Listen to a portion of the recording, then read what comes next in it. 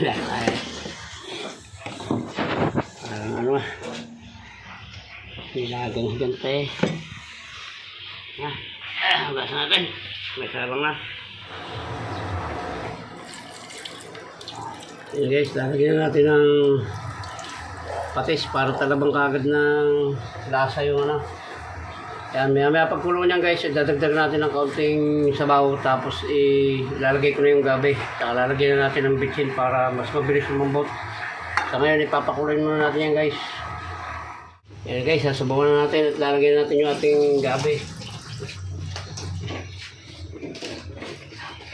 Mamaya natin naalisin yung bula. Kaunti lang kasi nilagay ko ito. Pasabaw niya kanina. Yan, tama naman na yan. Saktong labog lang. Mamaya yan, paglutang yan, aalisin natin yung ano. Pero yung gabi, tatlong klaseng gabi yan, magkakaiba.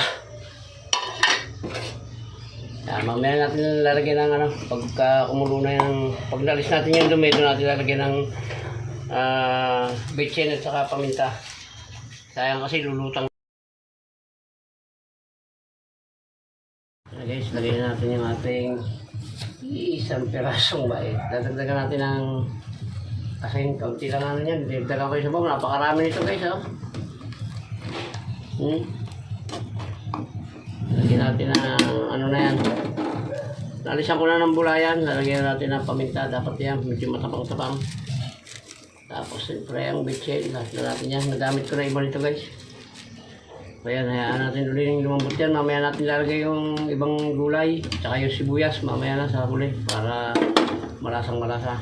Kaya takpan mo natin ulit yan guys. Papalambot natin. So guys, para lumasa na, lalagay natin yung sibuyas. Dalawang malaki. Para masarap yung lasa. Yung gulay guys, maya kaunti yung gulay. Pero ano na yan, malambot na yan. Nakita nyo naman lumutang na yung karne. Ayun, malambot na. Yan, palalasahin lang natin ang konti ang sibuyas at lalagyan natin yung ibang gulay. Aldorogo tayo. Yan guys, lalagyan natin yung ating repolyo at saka pechay, pechay bagyo. Iyon. Hindi na nakakita yung karne. Yan guys, tatakpan natin ulit yan para abutin yung ibabaw. Iyon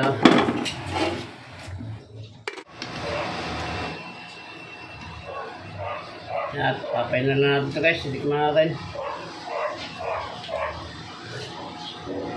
Okay na, medyo matabang ng konti. Tama na yan, patis na lang, kalamansi, sasawan. Yan guys, maraming salamat sa inyo. Maraming salamat sa umabot sa dulo ng vlog na ito na pagluluto ng nilagang baboy again. Yan naman. Muli po ay shoutout po sa inyo lahat at hanggang dito lang po, mabuhay po kayo at mabuhay tayong lahat. Bye bye na po. I love you all.